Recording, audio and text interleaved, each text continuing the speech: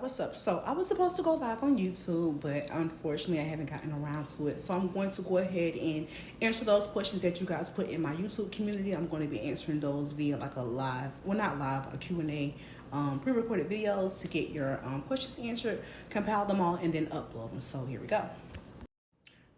Okay, so our first question is from Empress Bree, and she asks, how to handle situations like having no credit score and being denied for everything. Okay, so Empress Bree, if you don't have any credit score and you're being denied everything, then you want to go ahead to start to build your credit history. You're going to do that by having a 100% payment history. You want to keep your credit card usage below 15%. You don't want to have any derogatory marks on your credit report. Your credit age needs to be about 10 years or more. Your total accounts needs to be about 12 or more, and at least 1 to 2 hard inquiries or 0. So you have to start to build your credit report up in order for you to get credit reporting, in order for you to get a score. That way you can strengthen your profile to be approved. Okay, so our next question comes from ATEC. ATEC asks, he would love to know more, or he or she, I'm sorry, would love to know more about the process of approaching banks that close cards without your consent. So I did go over this in boot camp, ATEC. So pursuant to 12 CFR 1026.133, it does state that a creditor cannot close your account for acting in good faith. So it's actually against federal law 12 CFR 1026.133. The section says that they cannot close your account for you acting in good faith. So you want to make them aware that they have by law that there's a requirement that states that they cannot provide or take adverse action against you. That's an adverse action. And if they do, then they are subject to penalty pursuant to 15 USC 166636 is E. Our next question comes from Carmela Johnson. Carmela had a few questions. She wants to know about removing inquiries, open account, school loans off of the credit report to increase the credit score to 800. So for that, Carmela, I do have a $57 guide on how to clear your consumer report using 2 laws. You want to go ahead and grab that on my website, www.citycream.com. In regards to your other question, how to keep a credit card or cell phone open without them closing your account, you just make them aware of 12 CFR 1026.13 that lets them know that they cannot take adverse action against you for you acting in good faith. Okay, so our next question comes from Pink Crush Velvet. Pink Crush Velvet wants to know or wants me to discuss other ways to submit a remittance coupon. So the other way that you are able to submit a remittance coupon is through your billing error dispute. That's the process that we went over in boot camp. In boot camp, I did go ahead and go into the process of the billing error dispute, and then also attaching that remittance coupon to your billing error dispute, and then asking for that non-equitable relief, which would be for them to zero out your accounts every month or to send you a check every month for that bill. So you would be doing that process through the billing error dispute is another way that you guys can do your remittance coupons.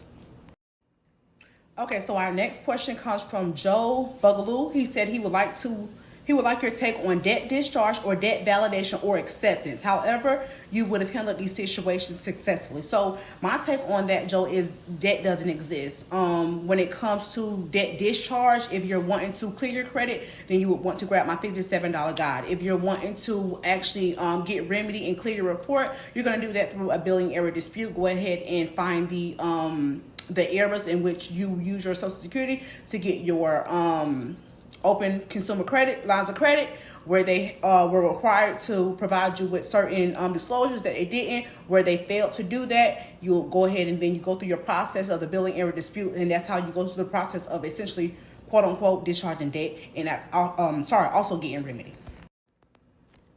Our next question comes from Naima. Naima wanted me to give information on the template to use to put bills in a do not collect, do not bill status. Okay, so there are no templates, no magical templates when it comes to consumer law. You really have to study to get an understanding of the law. When it comes to you putting your bills in a do not collect or do not pay status, you want to go through the billing error dispute process. That way you let them know what they're required to do, what they failed to do.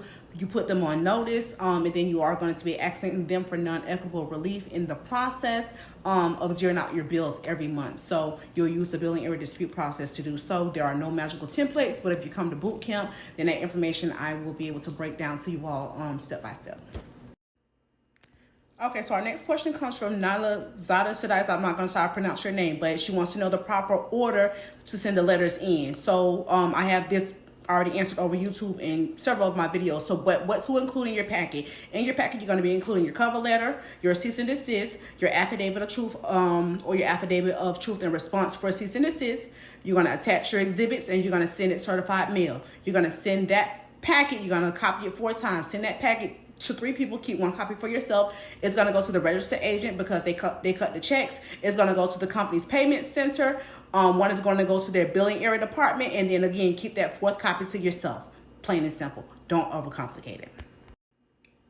Okay, so the next question comes from Dominic 7. She would like to know a video where I explain the process like I was doing it for a family member or friend, so they can know how they can do it or start the process. I get there's follow-up elbow grease you need to do in case they play games or for the purpose of doing invoices, but at least be able to know how to start the process would be great.